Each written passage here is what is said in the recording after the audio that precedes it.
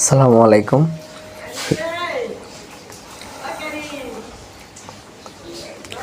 Hero Alam 2 দিন পর পর ঘাড় খায়। 2 দিন পর পর হিরো আলম ঘাড় খায়। এটার জন্য অনেকেই বলেন যে হিরো আলম রে কেন বিএনপির ছেলেপেলেরা ধরে ঘাড় দিছে। তো হিরো আলম রে ঘাড় দেওয়ার উদ্দেশ্য একটাই, যেটা হলো যে হিরো আলম প্রধানমন্ত্রী মাননীয় খালেদা জিয়াকে নিয়ে অনেক ধরনের কথাবার্তা সে বলছে, এমনকি বিএনপিকে নিয়ে সে অনেক বাজে মন্তব্য করছে, বিএনপির নেত্রীকে নিয়ে সে অনেক কথাবার্তা বলছে। তো এটা আসলে তার কাছ থেকে আশা করা যায় না, কেননা সে তো একজন প্রধানমন্ত্রী ছিলেন বাংলাদেশে, ঠিক না? এই বাংলাদেশের প্রধানমন্ত্রীকে নিয়ে সেই ধরনের মন্তব্য করা আসলে হিরো আলমের কাছ থেকে উচিত না। এখন হিরো আলম যদি নিজেই মাইর খাওয়ার কাজ করে, তো তার কপাল থেকে মাইর ফিরাবে কে ভাই? তার কপাল থেকে তো কেউ মাইর ফিরাইতে পারবে না। আর বর্তমান সমাজ এরকম সমাজ হয়েছে যে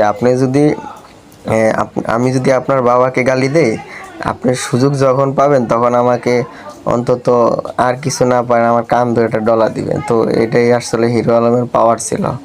আর হিরো আলম মাইর খাই ভাইরাল হওয়ার জন্যে, কারণ হিরো আলম 2টা বাড়ি খাবে, খেয়ে সেরে ওটা দিয়ে একটা ভিডিও করে পোস্ট দেবে, টাকা কামায় চুপ মেরে বসে থাকবে কিছুদিন।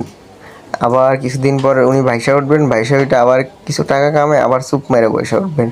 হিরো আলমের ধান্দা এটা, এছাড়া ওর কোনো ধান্দা নেই।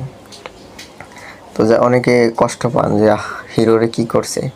আসলে হিরো ওইটাই চাইছে যে আমার কিছু একটা করুক, করার পর আমি ওইটা দিয়ে একটা ভিডিও করে কিছু টাকা পয়সা মাল পানি কামায় কিছুদিন আরামে এশ করে। নাহলে হিরো আলমের তো দরকার নেই ভাই